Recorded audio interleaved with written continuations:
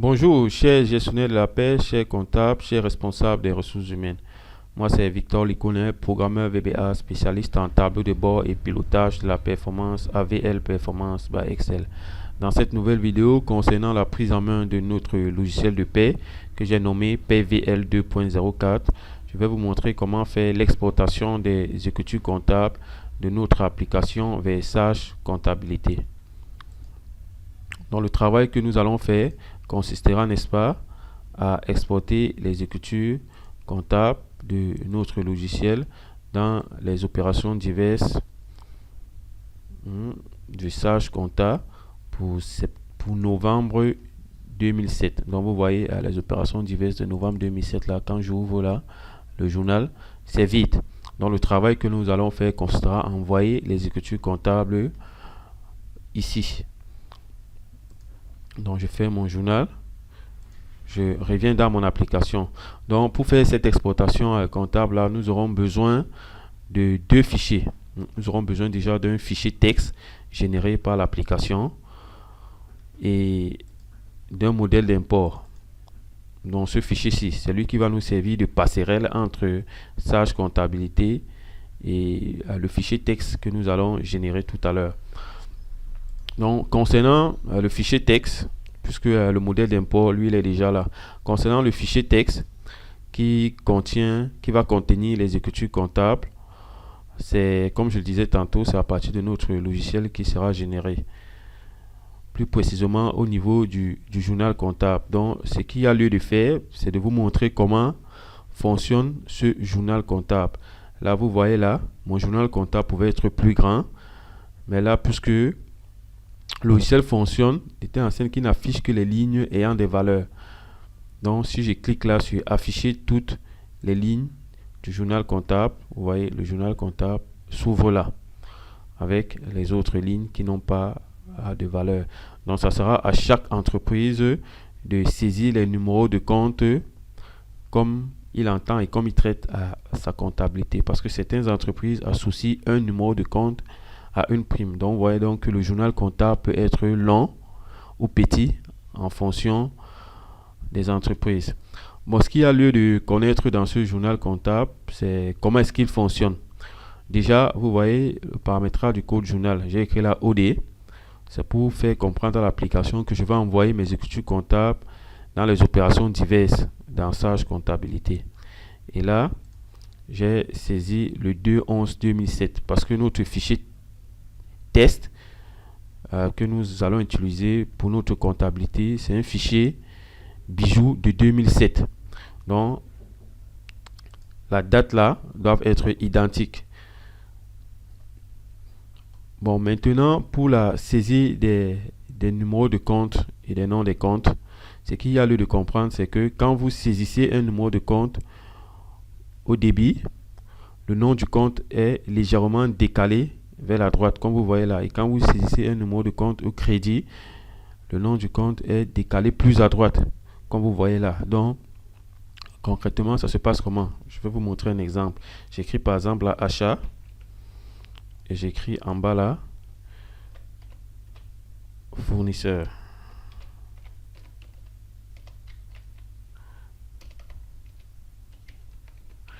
Fournisseur. Donc, je vais écrire achat comme une écriture des débits. Donc, vous voyez, pour le moment là, le thème achat et fournisseur ne sont pas décalés parce que l'application ne les a pas encore indiqué qu'il s'agit d'un numéro de compte au crédit ou au débit. Donc, si j'écris 601, je valide. Vous voyez, achat est légèrement décalé. Et quand je viens écrire ici au niveau des fournisseurs, j'écris 401. Vous voyez, fournisseur est décalé plus à droite pour exprimer le fait qu'il s'agit d'une écriture de crédit. Si j'efface là, vous voyez, fournisseur revient à sa position. Et si j'écris 401 à nouveau là, vous voyez, fournisseur est plutôt légèrement décalé. Donc, c'est ce qu'il y a lieu de connaître au niveau saisie des numéros de compte et de leur nom. Maintenant, concernant les valeurs qui sont au débit et au crédit,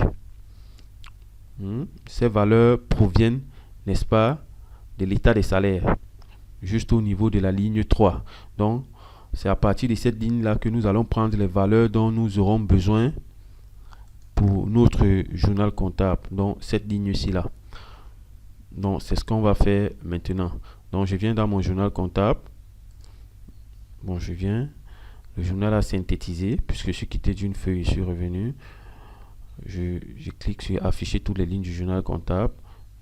Je supprime les anciennes valeurs qui étaient là pour vous montrer comment je vais remplir ces valeurs à nouveau. Donc, je viens déjà au niveau du premier numéro de compte, le 6611, que j'ai appelé appointement des salaires, qui est le salaire de base de l'ensemble des employés. Donc, je viens écrire égal, je viens à état des salaires, je cherche salaire de base. Le salaire de base, c'est là. Je prends les primes et les gratifications. Bon, ce que je vais vous expliquer ici, dans le cadre de mon explication et dans le cadre du test, je vais utiliser ces trois numéros de compte. Le salaire de base, l'ensemble des primes et gratifications et les congés. Donc là, je vais mettre tout ce qui est primes et gratifications, excepté les congés, dans cette cellule-là. Donc c'est un ensemble de plusieurs éléments. Somme. Je viens là, je laisse congé. Comme je disais, je prends l'ensemble avec les avantages en nature. Je valide. Bon, je n'ai pas fini avec l'ensemble des primes et gratifications puisque je ne voulais pas prendre les avantages en nature taxables vu qu'ils sont déjà intégrés dans les avantages en nature accordés. Donc, je viens, je saute cette partie-ci là, je reprends à partir de là. Je termine jusqu'à la fin, jusqu'à là. Donc, j'ai pris tout ce qui est primes et gratifications. Maintenant, je viens à congé. Je viens toujours dans état des salaires. État des salaires. Je viens au niveau de congé là. Je valide. J'ai fini avec les écritures des débits pour le salarié. Je viens avec les écritures de crédit. Donc, au crédit, égal, les autres retenues, donc tout ce qui est prêt, avance, syndicat et tout le reste. Donc c'est un ensemble d'éléments, somme, je viens à état des salaires, tout ce qui est autre retenu, c'est cette partie-ci. Donc je prends comme ça, je valide. Ensuite, personnel, salaire net, dans le net à payer. Je viens dans l'état des salaires, c'est le salaire net là. Donc voilà la colonne de salaire net. Je prends salaire net. La CNPS salariale. Je viens toujours dans l'état des salaires. Je viens dans la colonne de la CNPS. Je prends cette valeur là.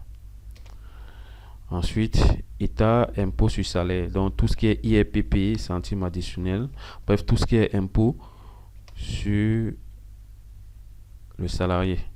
Donc je viens à état des salaires, je prends à partir de l'IRPP jusqu'à là.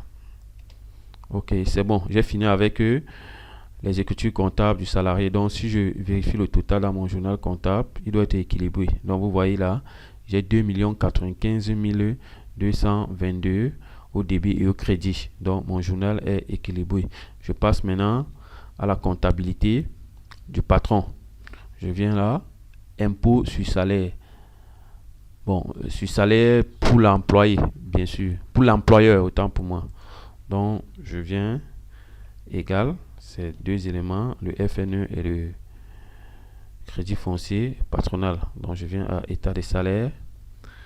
Je prends ces deux éléments-là. Je valide. Les charges sociales patronales, donc tout ce qui est prestations familiales, accident de travail et les PVID. Donc le total de ces trois valeurs là, donc cette colonne-ci, je viens, je prends. Là, c'est bon. Maintenant, j'ai fini avec les écritures du débit pour l'employeur. Je saisis maintenant les écritures du crédit pour l'employeur. Donc pour prendre les valeurs, prestations familiales, je viens là.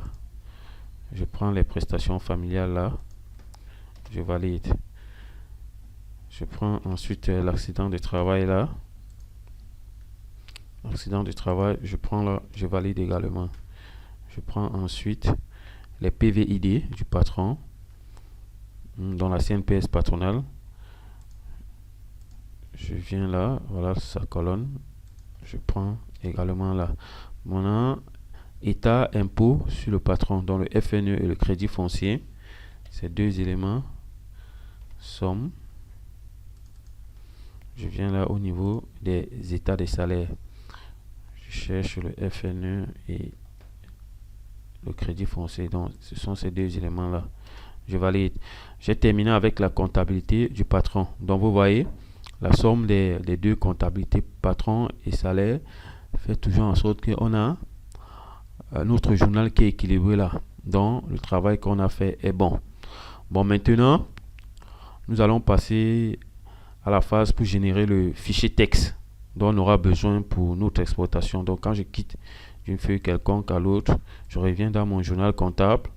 Je vois que mon journal a été synthétisé. Donc, pour générer ce fichier texte, je viens là sur le bouton là, exporter la comptabilité vers Sage. Je clique là, j'ai cette fenêtre aussi. Bon, avant d'arriver là, je veux que vous sachiez que notre application vérifie d'abord si le journal comptable est équilibré. Donc, je vais essayer de créer un déséquilibre en mettant plus 1 au niveau des congés et voir comment l'application va réagir quand on va cliquer sur exporter la comptabilité vers Sage. Donc, quand je clique là, vous voyez, ça m'envoie un message d'erreur. On dit importer, d'exporter automatiquement les écritures comptables vers Sage car votre journal n'est pas équilibré. Donc, l'application, comme je le disais, vérifie d'abord que le journal est équilibré avant de vous proposer la fenêtre qui va nous permettre de générer le fichier texte. Donc, je reviens à la situation normale. Je viens à exporter. Donc, c'est à partir de cette fenêtre-ci là qu'on va procéder à la génération de notre fichier texte. Bon, pour comprendre cette interface là, ce qu'il y a lieu de savoir, c'est que le fichier, le bouton patch, il signifie de paramétrer le chemin de sortie du fichier texte dont on va générer. Donc, patch veut dire que le chemin texte qui va être généré sera le même chemin où se trouve l'application dans notre classeur. Donc, si je clique là sur patch.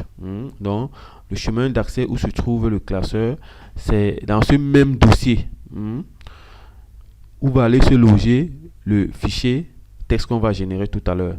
Bon, là, comme c'est rempli, vous ne pouvez pas voir ce qui s'est passé. Donc, je vais supprimer là. Quand je clique là, patch. Donc, c'est pour que le dossier dans lequel le fichier texte va aller atterrir soit le même dossier où se trouve l'application. Ben moi, je ne veux pas que ça soit ce dossier-là. Je veux qu'il soit dans un sous-dossier de ce dossier. Donc, je viens là, à Browse. J'ai cette fenêtre ici. Je viens, voilà,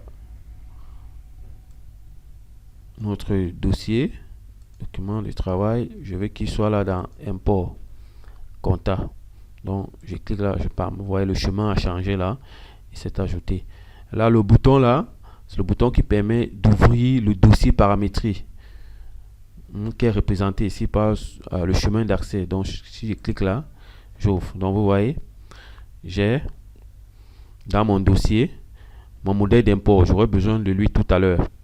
Je reviens dans mon application. Bon, pour générer le fichier texte, je viens cliquer sur importation, écriture comptable. Exportation, autant pour moi, exportation, écriture comptable. Donc, je mets. Voulez-vous créer le fichier d'exportation des écritures comptables de la paie VL 2.04 versage comptabilité pour le mois de novembre? Oui ou non? Moi, je choisis oui. Voilà, j'ai cette fenêtre. Le fichier d'exportation des écritures comptables versage pour le mois de novembre vient d'être créé. Il se trouve dans le dossier, donc avec le chemin que j'ai paramétré là. Il est nommé mois de novembre importer écriture comptable. Ok, donc je veux ouvrir ce dossier là pour voir si effectivement mon fichier texte est là. Donc vous voyez, le fichier texte est effectivement là. Donc je l'ouvre pour voir. À quoi il ressemble. Donc voici mon fichier texte dont j'aurai besoin pour pour l'exportation de la comptabilité. Donc j'ai déjà mon fichier texte et j'ai mon modèle d'import. Donc je peux revenir dans Sage pour effectuer mon exportation. Je viens dans Fichier, Importer. Bon, importer parce que actuellement nous sommes parce que depuis là on fait que parler d'exportation. Mais je viens plutôt à importer parce que quand nous sommes dans Sage et que nous voulons faire venir des informations de l'extérieur, là il s'agit d'une importation. Mais quand nous sommes dans notre application et que le but c'est de faire envoyer les informations dans Sage, là nous parlons d'une exportation. Donc c'est pour ça que je viens ici à importation, format paramétrable. Je choisis donc maintenant mon modèle d'import que voici. Ouvrir. Maintenant, j'ai besoin de mon fichier texte que j'ai généré tout à l'heure. Ouvrir. OK. Procédure terminée. Veuillez consulter le journal de traitement pour traiter les éventuelles anomalies. Donc moi, j'ai pas... Je suis sûr de mon travail, donc je sais qu'il n'y a pas d'anomalie parce que je sais que j'ai bien paramétré mes fichiers.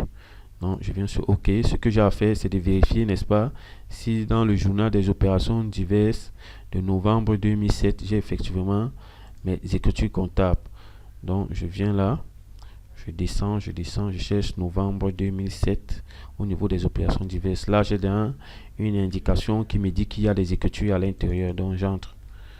Donc, vous voyez, tout à l'heure là, ce tableau-là était vide. Donc, vous voyez, j'ai mes écritures comptables. Je peux vérifier par le montant du débit au crédit. Ici, j'ai 2 376 773.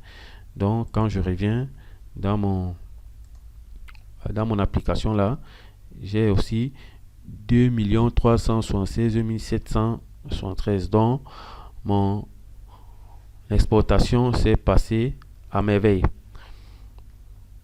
Donc, en fait, ce travail, c'est un travail qui va permettre énormément de faciliter le travail du comptable. Donc déjà à partir du logiciel de paie, celui qui gère le logiciel de paie, que ce soit le comptable, que ce soit le responsable des ressources humaines, s'il a accès à Sage, peut lui-même déjà passer automatiquement les écritures comptables. Merci de nous avoir suivis et à très bientôt pour les prochaines vidéos.